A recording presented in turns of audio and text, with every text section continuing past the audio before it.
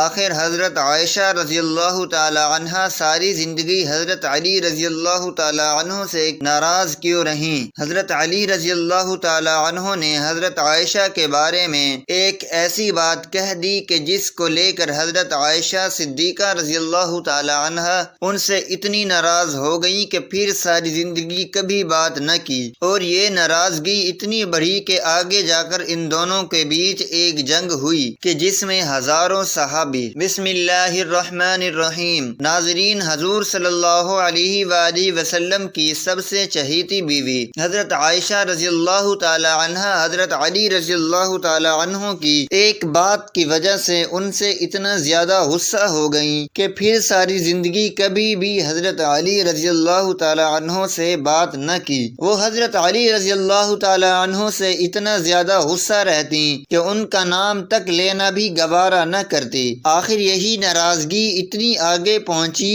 کہ حضرت عائشہ رضی اللہ تعالی عنہ اور حضرت علی رضی اللہ تعالی عنہ کے بیچ ایک ایسی جنگ ہوئی کہ جسے جنگ جمل کہا جاتا ہے، اور ہمیں ہزاروں صحابہ کرام رضوان اللہ تعالی علیہم اجمعین کا پاکیزہ خون بہایا گیا، ہزاروں عورتیں بیوہ ہو گئیں اور ہزاروں بچے یتیم ہو گئے۔ حضرت عائشہ رضی اللہ تعالی عنہ کی زندگی میں ایک بڑا عجیب واقعہ پیش آیا، وہ یہ کہ جب اللہ کے رسول صلی اللہ علیہ وآلہ وسلم غزوہ بنی مستلق میں تشریف لے گئے تو وہاں سے واپسی پر قافلے کو الگ الگ حصوں میں بانٹ دیا۔ اب جس قافلے کے لوگ جیسے جیسے تیار ہوتے رہتے تو چلتے رہتے تھے، سینکڑوں بلکہ ہزاروں اونٹ ہوا کرتے تھے، چلتے ہوئے بھی گھنٹوں لگا کرتے تھے۔ حضرت عائشہ رضی اللہ تعالی عنہ نے سوچا کہ قافلے کو تو جانا ہی ہے، اس لیے پتہ نہیں ابھی کتنا وقت لگے گا، کیوں نہ قضائے حاجت وغیرہ سے فارغ ہو جاؤں۔ وقت حاجت کے لیے کھیتوں میں جایا کرتے تھے،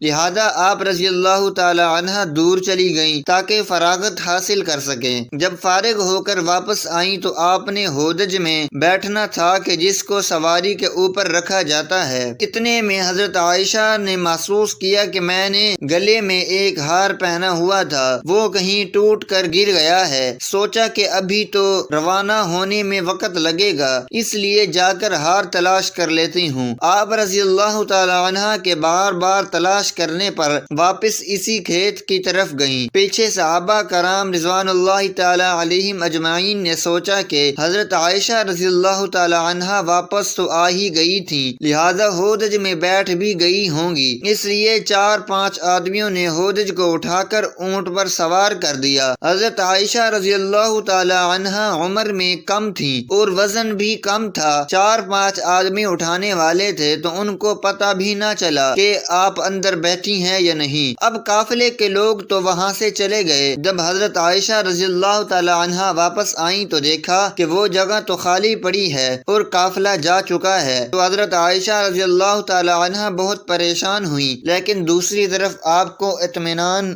بھی تھا کہ جب آپ صلی اللہ علیہ وآلہ وسلم کو پتہ چلے گا کہ میں پیچھے چھوٹ گئی ہوں تو کسی نہ کسی کو ضرور بھیجیں گے، اس لیے آپ رضی اللہ تعالی عنہ وہیں پر بیٹھ گئیں۔ تھوڑی دیر بعد آپ رضی اللہ تعالی عنہ پر نیند غالب آ گئی تو آپ نے اپنے اوپر چادر ڈال دی اور سو گئیں۔ حضور صلی اللہ علیہ وآلہ وسلم کی عادت تھی کہ صحابہ کرام رضوان اللہ تعالی علیہم اجمعین میں سے کسی ایک صحابی کو حکم دیا جاتا تھا کہ جب سارا قافلہ کسی جگہ سے چلا جائے تو اگر رات کا وقت ہو تو صبح کے وقت وہ صحابی وہاں آ کر دیکھیں کہ کہیں کوئی چیز چھوٹ تو نہیں گئی۔ لہٰذا ایک بدری صحابی حضرت صفوان رضی اللہ تعالی عنہ کو حضور صلی اللہ علیہ وآلہ وسلم نے اس کام پر لگایا تھا، تو وہ صحابی جب اس جگہ پر آئے تو کسی کو وہاں لیٹا ہوا پایا۔ قریب آئے تو انہوں نے پہچان لیا کہ یہ تو حضور صلی اللہ علیہ وآلہ وسلم کی بیوی حضرت عائشہ ہیں، تو انہوں نے اونچی آواز میں ان کو انا للہ و انا الیہ راجعون پڑھا۔ صحابی کی آواز سن کر حضرت عائشہ رضی اللہ تعالی عنہ کی آنکھ کھلی تو آپ نے چادر سے اپنے آپ کو پوری طرح ڈھانپ لیا۔ ان صحابی نے آپ کو اپنے اونٹ پر بٹھایا، آپ رضی اللہ تعالی عنہ اونٹ پر سوار ہو گئیں۔ ان صحابہ نے اونٹ کی رسی پکڑی اور چل پڑے، یہاں تک کہ جب وہ اس قافلے کے پاس پہنچے تو قافلے میں جو منافق موجود تھے تو انہوں نے جب ایسا دیکھا تو کہنے لگے کہ اس میں تو کچھ نہ کچھ بات ہوئی ہوگی۔ منافق لوگ تو پہلے ہی ایسے موقع کی تلاش میں رہتے تھے کہ جس سے مسلمانوں کو اور حضور صلی اللہ علیہ وآلہ وسلم کو تکلیف پہنچا سکیں، لہذا انہیں بات کرنے کا موقع مل گیا اور یہ منافق کہنے لگے کہ نعوذ باللہ حضرت عائشہ نے ان صحابی کے ساتھ وقت گزارا ہے، اسی وجہ سے وہ قافلے سے پیچھے رہ گئی تھیں۔ لہذا جب مدینہ پہنچے تو حضور صلی اللہ علیہ وآلہ وسلم کو اس بات کا پتہ چلا کہ منافق لوگ میری عائشہ پر ایسا گندا الزام لگا رہے ہیں، تو آپ صلی اللہ علیہ وآلہ وسلم کو بڑا صدمہ ہوا، لیکن دھیرے دھیرے لوگوں میں یہ بات پھیلنا شروع ہو گئی کہ حضرت عائشہ رضی اللہ تعالی عنہا فرماتی ہیں کہ میں قافلے سے واپس آ کر 1 مہینے تک بیمار رہی اور کمزور بھی ہو گئی۔ ایک دن میں ایک صحابیہ حضرت ام مستہ رضی اللہ تعالی عنہا کے ساتھ قضائے حاجت کے لیے رات کو باہر کھیتوں کی طرف نکلی۔ راستہ چلتے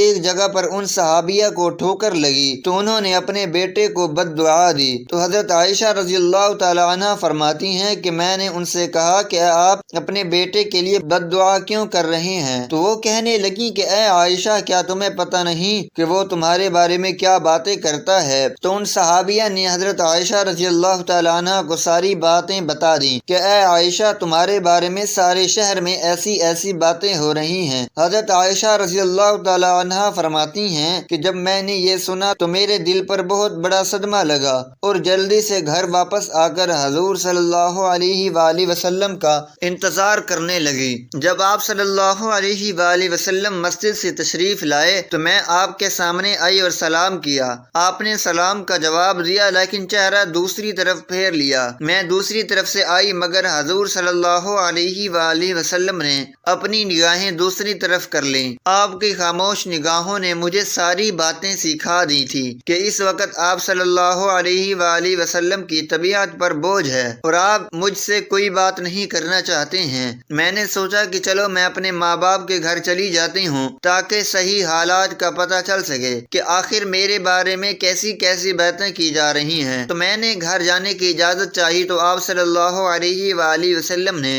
اشارے سے فرما دیا کہ ہاں چلی جاؤ۔ حضرت عائشہ رضی اللہ تعالی عنہا فرماتی ہیں کہ جب میں گھر پہنچی تو میری امی نے دروازہ کھولا۔ میں نے دیکھا کہ میری امی کی آنکھیں رو رو کر لال ہو چکی ہیں، پریشان چہرے کے ساتھ وہ میرے سامنے کھڑی ہیں۔ میں نے پوچھا کہ امی کیا ہوا، لیکن وہ بالکل خاموش رہیں، مجھے کوئی جواب نہ دیا اور ان کی آنکھوں سے آنسو ٹپکنا شروع ہو گئے۔ میں نے پوچھا امی میرے ابو کدھر ہیں؟ تو انہوں نے چارپائی کی طرف اشارہ کر دیا۔ میں نے دیکھا کہ میرے ابو حضرت ابوبکر صدیق رضی اللہ تعالی عنہ چارپائی پر بیٹھے قرآن پڑھ رہے ہیں۔ ایک آیت پر ان کی آنکھوں سے آنسو برابر گرتے جا رہے تھے۔ حضرت عائشہ رضی اللہ تعالی عنہ فرماتی ہیں کہ جب میں نے گھر میں بھی ایسا غم کا ماحول دیکھا تو میری طبیعت اور زیادہ پریشان ہو گئی۔ میں نے سوچا کہ اب میں کیا کروں کہ جن پر مجھے بھروسہ تھا، جو میری زندگی کے رکھوالے تھے، وہ بھی آج مجھ سے ناراض ہیں، ماں باپ بھی آج مجھ سے جدا ہیں، میں آج کہاں جاؤں گی؟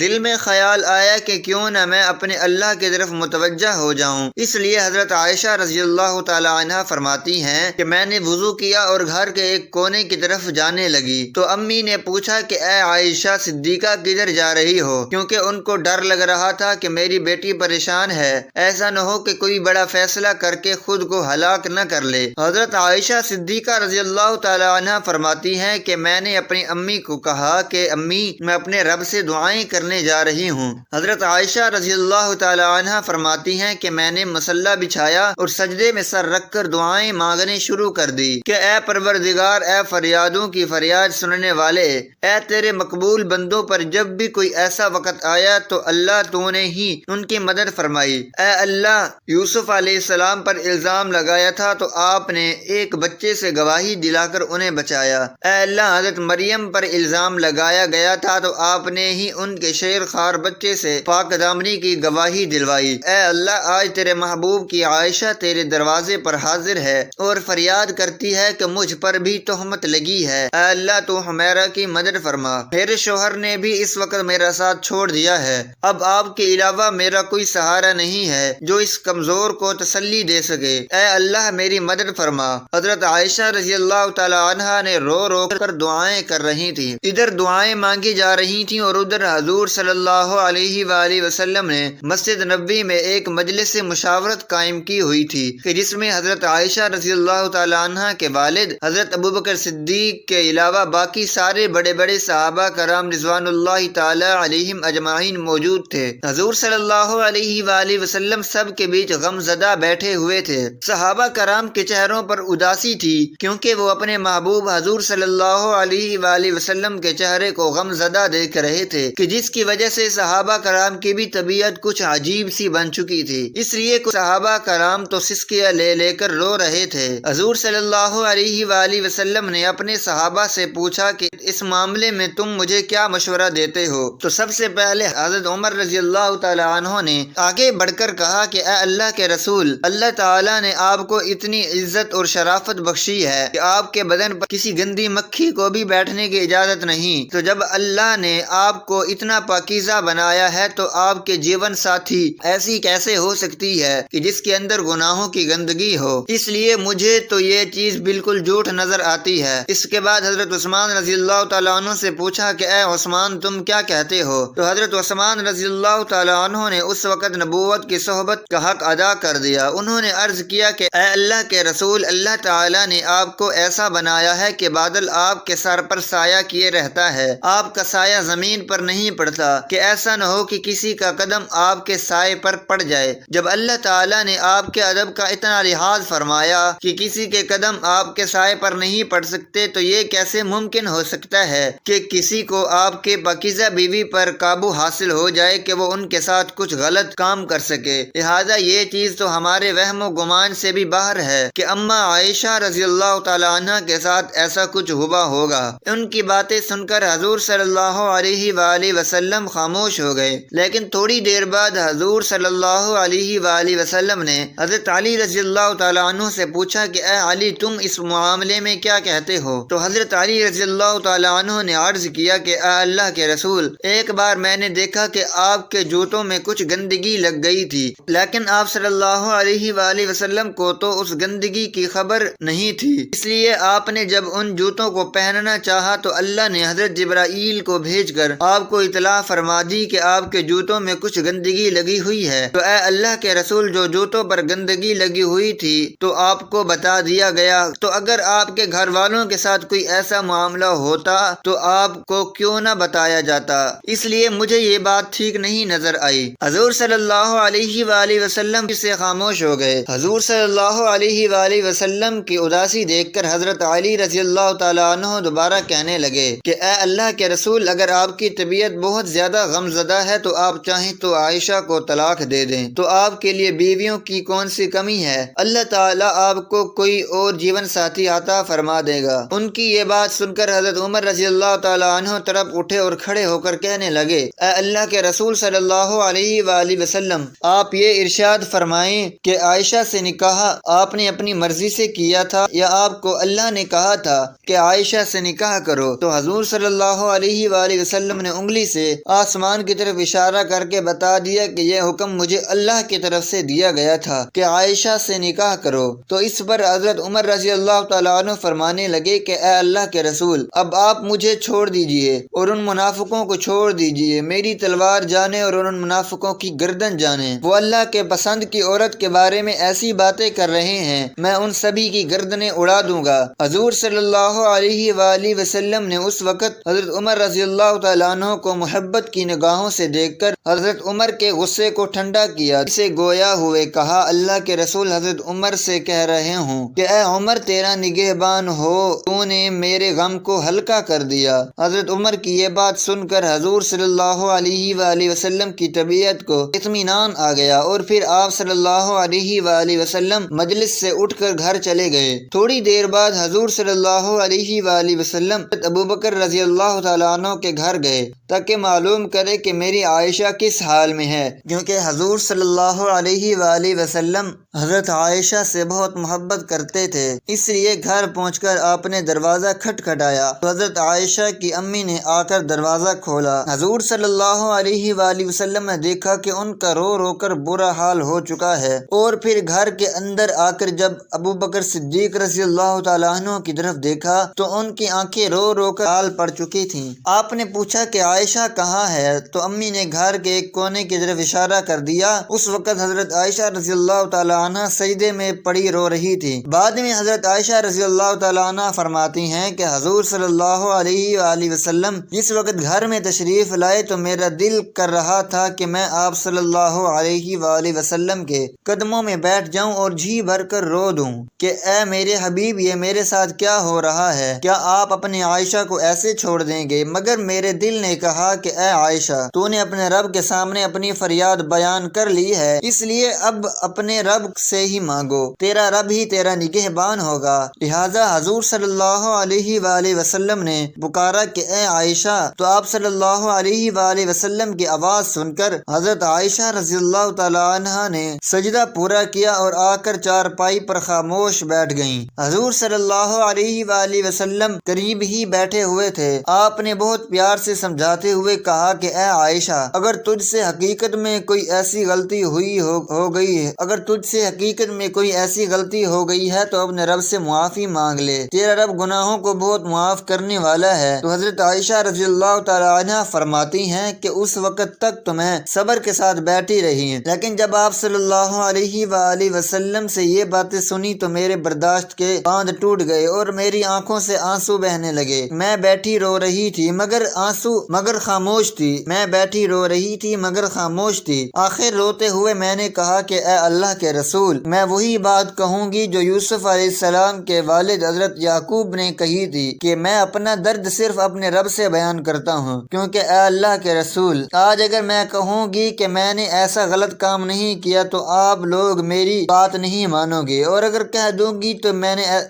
کہ میں نے ایسا کام کیا ہے تو آپ لوگ فوراً میری یہ والی بات مان جائیں گے۔ اس لیے میں اپنے اللہ سے ہی فریاد کرتی ہوں، وہی میرے لیے کوئی نجات کا راستہ نکالے گا۔ حضرت عائشہ رضی اللہ تعالی عنہ فرماتی ہیں، میں نے یہ الفاظ کہے اور پھر حضور صلی اللہ علیہ وآلہ وسلم کے چہرے کی طرف دیکھا تو آپ صلی اللہ علیہ وآلہ وسلم کے ماتھے پر پسینے کے قطرے تھے اور آپ کے اندر وہ حسین کپ کپی دیکھی جو وحی نازل ہوتے وقت ہوا کرتی تھی۔ پھر اچانک آپ صلی اللہ علیہ وآلہ وسلم پر وحی کی کیفیات طاری ہونے لگیں اور حضور صلی اللہ علیہ وآلہ وسلم نے اپنے اوپر چادر ڈال دی۔ حضرت عائشہ رضی اللہ تعالی عنہ فرماتی ہیں کہ میں آرام سے بیٹھی تھی، دل میں خیال آ رہا تھا کہ اللہ تعالیٰ آپ صلی اللہ علیہ وآلہ وسلم کو خبر کر دیں گے یا نیند میں کوئی خواب دکھائیں گے کہ میں بے گناہ ہوں، مگر میرے ماں باپ اس وقت بہت زیادہ پریشان تھے۔ میں نے اپنے والد کو دیکھا کہ وہ تڑپ رہے تھے کہ وہی نازل ہو رہی ہے،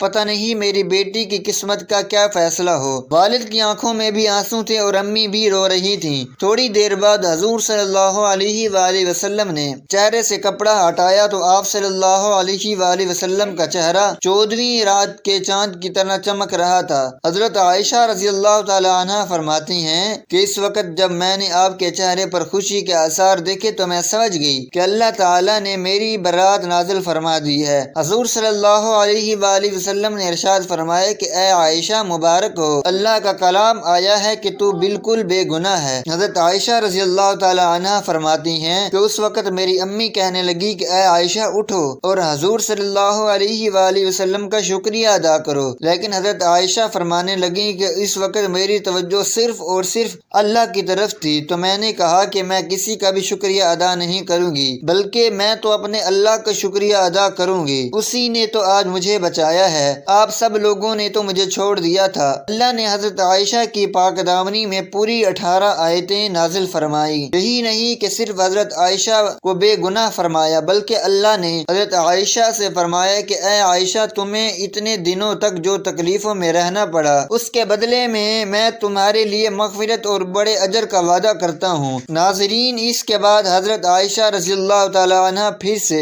حضور صلی اللہ علیہ وآلہ وسلم کے گھر میں آ کر رہنے لگیں، لیکن حضرت عائشہ رضی اللہ تعالی عنہ کو ساری زندگی حضرت علی سے ایک شکایت رہی، کیونکہ جس وقت مسجد میں حضور صلی اللہ علیہ وآلہ وسلم نے سبھی صحابہ کرام کو جمع کر کے حضرت عائشہ کے بارے میں مشورہ لیا تھا تو سبھی بڑے بڑے صحابہ کرام نے حضرت عائشہ کی پاک دامنی کی گواہی دی تھی، اور آخر میں حضرت علی نے بھی حضرت عائشہ کی پاک دامنی کی گواہی دی تھی۔ لیکن جب حضرت علی و عمر رضی اللہ تعالی عنہ نے حضور صلی اللہ علیہ وآلہ وسلم کو بہت زیادہ اداس دیکھا تو یہ بات بھی بھی کہہ دی تھی کہ اے اللہ کے رسول، اگر آپ عائشہ کو طلاق دے دیں تو ان کی جگہ آپ کسی دوسری لڑکی سے شادی کر لیں۔ تو یہ بات حضرت عائشہ کو پہنچی کہ انہوں نے حضور صلی اللہ علیہ وآلہ وسلم کو مجھے طلاق دینے کا مشورہ دیا ہے۔ تو حضرت عائشہ رضی اللہ تعالی عنہ پھر حضرت علی رضی اللہ تعالیٰ عنہ سے اتنا زیادہ غصہ ہو گئیں کہ ساری زندگی کبھی بھی ان سے بات تک نہ کیا۔ اللہ تعالی ہمیں دین کی مکمل سمجھ نصیب فرمائے، آمین۔ ناظرین، کمنٹ باکس میں اللہ تعالیٰ کے 99 ناموں میں سے ایک نام ضرور ٹائپ کریں۔ شکریہ۔